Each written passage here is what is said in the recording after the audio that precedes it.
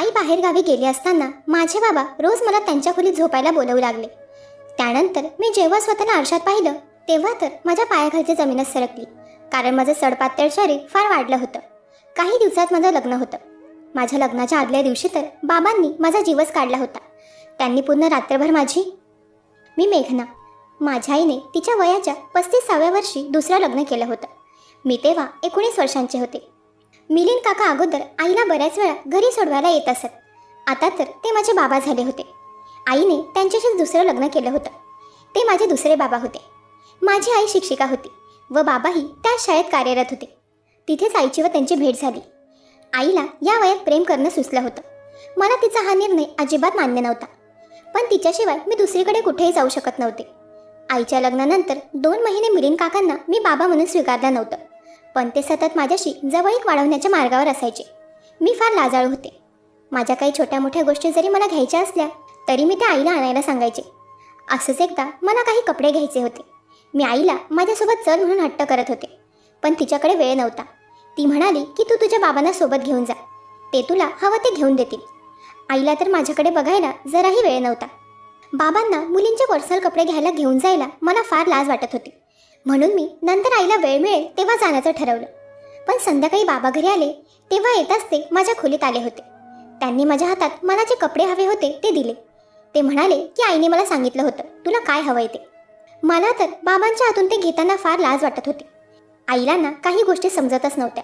उठसुट्टी बाबांना काहीही सांगत असायची. हळूहळू मी बाबांसोबत फ्री होत होती. त्यांच्यात व माझ्यात मैत्री होऊ लागली होती. मला खूप लहानपणापासूनच बीपीचा त्रास होता. रात्री झोपण्यापूर्वी मला बीपीची गोळी घेऊनच झोपावं लागायचं. आई व बाबा दोघेही माझी काळजी घ्यायचे. असंच एकदा आई तिच्या शाळेमार्फत पेपर तपासणीकरिता बाहेरगावी गेली होती. तेव्हा बाबा व मी आम्ही दोघेच घरी होतो. त्याच दरम्यान माझ्या गोळ्या संपल्या होत्या. मी बाबांना त्या आणून द्यायला सांगितलं. बाबा संध्याकाळी येताना गोळ्या घेऊन आले होते. त्याचसोबत ते माझ्या आवडीची चॉकलेट आईस्क्रीमही घेऊन आले होते. बाबांनी पण माझ्याच खोलीत बसून माझ्यासोबत आईस्क्रीम खाल्ली. काही वेळ आम्ही कॅरम खेळलो व नंतर बाबांनी त्यांच्या हाताने मला गोळ्या दिल्या. मग मी झोपी गेले. बाबाही त्यांच्या खोलीत गेले होते. आई घरी नव्हती तोपर्यंत बाबा रोज रात्री झोपण्यापूर्वी माझ्या खोलीत थोडा वेळ गप्पा मारायला येत असत. एकदा रात्री जोरात वीज कडाडली. मी खूप जोरात घाबरले होते. भीतीपोटी मी बाबांना जाऊन घट्ट मिठी मारली. बाबांनीही मला पकडलं होतं. काही वेळाने मी त्यांच्या मिठीतून बाहेर आले. मी तेव्हा बाबांकडे पाहिलं तर त्यांच्या चेहऱ्यावर एक वेगळीच चमक होती. दुसऱ्या दिवशी आई घरी आली. आज आईची सुट्टीच होती. ती आज घरीच होती. दुपारच्या वेळी मी जेव्हा कॉलेजमधून घरी आले तेव्हा मी माझ्याकडे असलेल्या दुसऱ्या चावीने लॉक खोललं व घरात आले. आई दुपारची झोपली असेल म्हणून मी घराची बेल वाजवली नव्हती. मी घरात आले तेव्हा मला आईच्या खोलीतून तिचा आवाज येऊ लागला. मी तिला भेटण्यासाठी तिथे गेले. आईच्या खोली बाहेरून मी तिच्या खोलीत जे काही पाहिलं ते मी कधीच बघायला नको होतं. मी चुकून आईबाबांना एकमेकांसोबत वेळ घालवत असताना पाहिलं होतं. त्यांच्या खोलीचा दरवाजा थोडा उघडाच होता. त्यांना एवढंही भान कसं राहिलं नव्हतं. मी तेव्हा माझ्या खोलीत निघून गेले. आज जाऊन मीही झोपी गेले. तासाभरानंतर मला जेव्हा जाग आली तेव्हा मी माझ्या खोलीतून बाहेर आले. कॉलेजमधून घरी आल्यापासून मी काहीही खाल्लं नव्हतं. आता मात्र मला कडाक्याची भूक लागली होती. मी बाहेर आले तेव्हा मी पाहिलं बाबा सोफ्यावर बसून टीव्ही बघत होते. आई किचनमध्ये चहा बनवत होती. आईने मला चहा टोस्ट खायला दिले. त्यावेळी त्या दोघांना नजर देऊन बोलतानाही मला लाज वाटत होती, कारण काही वेळापूर्वी मी जे बघितलं होतं त्यांना पाहून तेच माझ्या डोळ्यासमोर मला दिसत होतं. मी थोडा वेळ डोळे बंद केले व ते सगळं काही विसरण्याचा प्रयत्न केला. अनेक वेळा बाबा माझ्यासमोर शर्टलेस फिरायचे. मी एवढीही लहान नव्हते. घरात तरुण मुलीसमोर कसं फिरायला हवं हेही त्यांना कळत नसेल का? मी तर होईल तेवढं दुर्लक्ष त्यांच्याकडे करायचे. बघता बघता वर्ष उलटलं. मी अजून 1 वर्षाने मोठी झाले होते. आता तर मी अजून जास्त सुंदर दिसू लागले होते. आईची दुसऱ्या शहरात बदली झाली होती. बाबांची नोकरी व माझं कॉलेज त्याच शहरात होतं. आई तिच्या नोकरीच्या ठिकाणी राहत होती. दर 15 दिवसांनी ती घरी यायची. 4-5 दिवस आमच्यासोबत राहून ती पुन्हा तिच्या नोकरी ठिकाणी जायची. मी बाबांसोबत एकटीच राहत होते. मागच्या 1 वर्षात मला त्यांची सवय झाली होती. आता मला ते कोणी नवीन व्यक्ती असल्यासारखे वाटायचे नाही. रोज रात्री बाबा त्यांच्या हाताने मला औषधे द्यायचे. त्याचसोबत ते ग्लासभर दूधही मला प्यायला देत असत. कधी कधी तर ते माझ्या डोक्याची तेल मालिश करून द्यायचे. आईसारखी काळजी ते माझी घ्यायचे. मी तब्येतीला मध्यम होते, ना जास्त जाड ना जास्त बारीक. बघता बघता माझ्या शरीरात वेगळेच बदल होऊ लागले होते. कधी कधी तर सकाळी उठल्यावर माझं पोट फार दुखत असायचं. आता आई तर घरात नव्हती, म्हणून मी बाबांना याबद्दल सांगितलं होतं. तेव्हा बाबांनी मला समजावलं होतं की तू आता मोठी होतेस, तुझ्या शरीरात नवीन हार्मोन्स ॲक्टिव्ह होत आहेत, म्हणून कधीतरी तुझं पोट दुखत असेल. काळजी करण्यासारखं काही नाही आहे. बाबांनी समजवल्यानंतर मी उगाच काही विचार करत बसले नाही. जेव्हा कधी माझं पोट दुखायचं तेव्हा मी तो त्रास सहन करून घ्यायचे, कारण त्याच्यावर दुसरा काही उपाय नव्हता.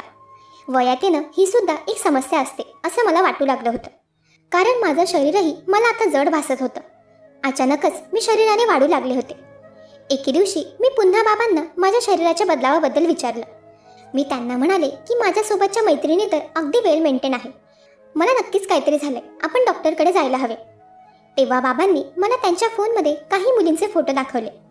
त्या मुलीही शरीराने भरलेल्या होत्या. बाबा म्हणाले, या मुलीही तुझ्याहून एखाद वर्ष लहान आहेत, पण तरीही त्यांचं शरीर फार वाढतं आहे. हे सगळे हार्मोन्सचे बदल आहेत, तू हे सगळं काही डोक्यातून काढून टाक. बाबांचं बोलणं मी ऐकलं होतं. पुढच्या काही दिवसांनी आई घरी आली होती. मला पाहून ती म्हणाली की मेघना, तुझं शरीर असं एवढं कसं वाढलं? आई मला घेऊन हॉस्पिटलमध्ये जाऊ लागली. बाबांनी आईला मला घेऊन हॉस्पिटलमध्ये जाऊ दिलं नाही. ते म्हणाले की एवढी मोठी गोष्ट नाहीये, उगाच मुलीला घाबरवू नकोस. आईबाबांमध्ये आता मला प्रेम कमी पण वादेवाद जास्त दिसू लागले होते. आई जेव्हाही घरी यायची तेव्हा अर्धे दिवस बाबा त्यांच्या खोलीत नसायचे. ते बाहेर सोप्यावर झोपलेले मला दिसायचे. असंच एकदा बाबांच्या खोलीतील फॅन खराब झाला होता, तेव्हा ते माझ्या खोलीत झोपले. त्या दरम्यान माझ्या पोटात रोजच दुखू लागलं होतं. सकाळी झोपेतून उठलं की मला फार थकल्यासारखं जाणवायचं. माझं शरीर अगदी जड मला जाणवत होतं. बाबा कधीही माझ्या खोलीत यायचे. त्या दिवशीही ते खोलीचा दरवाजा न वाजवता माझ्या खोलीत शिरले. त्यावेळी मी नुकतीच बाथरूममधून बाहेर आले होते. बाबांच्या माघारी आईही आली. बाबांना असं माझ्या खोलीत शिरलेलं पाहून आई त्यांच्यावर चिडली होती. त्या दोघात वाद झाले होते. बाबा म्हणाले की मेघना माझी पोटची मुलगी नसली तरी मी तिला माझ्या मुलीप्रमाणे समजतो. मी तिच्यावर वाईट नजर कधी टाकू शकत नाही. बाबांना खोलीत आलेलं पाहून मी पुन्हा बाथरूममध्ये गेले होते, कारण मी तेव्हा फक्त टॉवेल गुंडाळून होते. मी पूर्ण कपडे घालून बाहेर आले व त्या दोघांमधील वाद शांत करण्याचा प्रयत्न केला. बाबा कशासाठी माझ्या खोलीत आले होते हे तर ते सांगायचे विसरले होते. यावेळी आई जरा जास्त दिवसांची सुट्टी घेऊन घरी आली होती. एके दिवशी मी त्या दोघात रात्रीचे वाद होताना पाहिलं.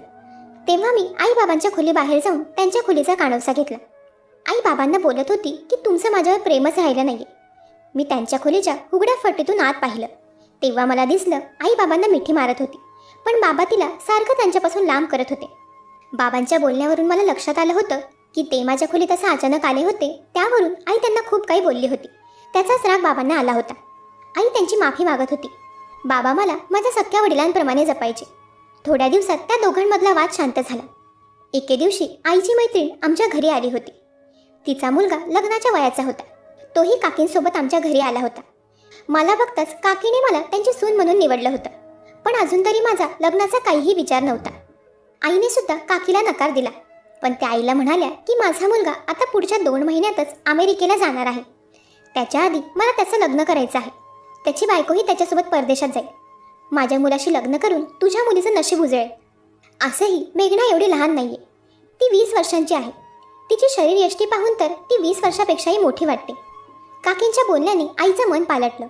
ती माझं लग्न करण्यास तयार झाली. बाबा एवढ्या लवकर माझं लग्न करण्यासाठी तयार नव्हते.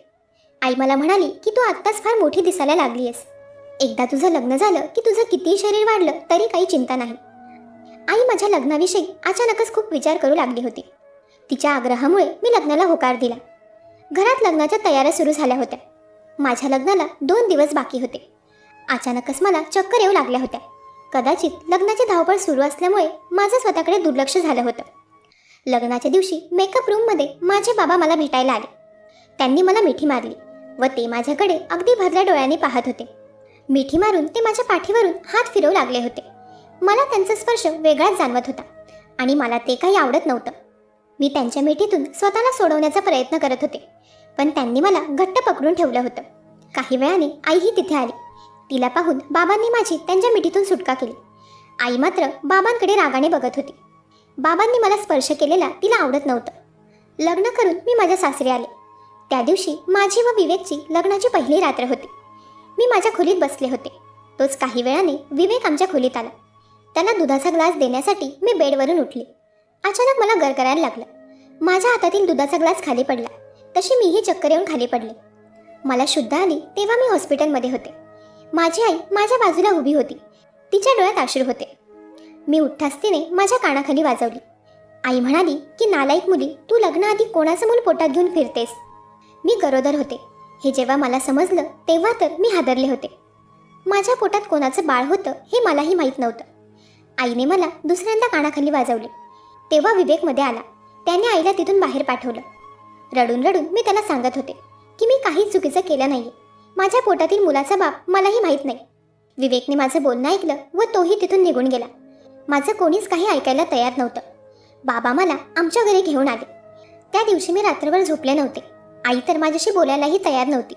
बाबा माझी काळजी घेत होते. मागच्या 2 दिवसांपासून तेच मला न विसरता माझी बीपीची गोळी देत होते. एवढंच नाही तर मला जेवणही ते भरवत होते. त्यांनी तर त्यांच्या कामावरून काही दिवसांची सुट्टीही घेतली होती. त्या दिवशी बाबा किचनमध्ये माझ्यासाठी दूध घ्यायला गेले. त्यांचा मोबाईल माझ्या बाजूलाच होता. सहजच तेव्हा मी त्यांचा फोन उघडला. त्यांच्या मोबाईलमध्ये मी जे काही पाहिलं ते पाहून तर माझ्या पायाखालची जमीनच सरकली. माझा गुन्हेगार मला सापडला होता. बाबा माझ्या खोलीत दुधाचा ग्लास घेऊन आले होते. त्यांचा चांगुलपणाचा देखावा समोर आला होता.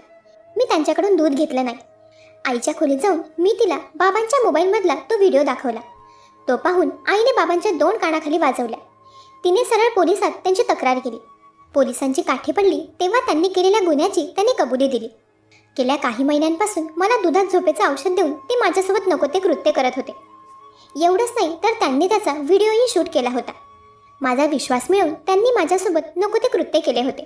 आईने त्या माणसाशी लग्न केलं याचा तिला फार पस्तावा होत होता. आईने माझी माफी मागितली. ती म्हणाली, मी त्या नालायक माणसावर विश्वास ठेवून तुला त्याच्याकडे एकटीला सोडून जायला नको होतं. मला माफ कर पोरी.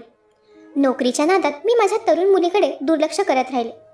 एका विश्वासघाती माणसावर मी विश्वास ठेवला. चूक आम्हा दोघींची होती. आम्ही त्या व्यक्तीवर विश्वास ठेवला. त्या नालायकाला आजीवन कारावास सुनावण्यात आला होता. विवेक एक समजदार व्यक्ती होता. सत्य समोर आल्यावर त्याने माझा बायको म्हणून स्वीकार केला होता. पण माझ्या बापाने माझ्यासोबत जे काही केलं होतं तो माझ्या आयुष्यातील एक खूप मोठा अपघात होता. मंडळी, कधीही कोणाच्या गोड बोलण्याला भाळू नका. वेळीच दिखावा आणि देखावा यातला फरक कळाला की माणसाने आयुष्य समजायला सोपं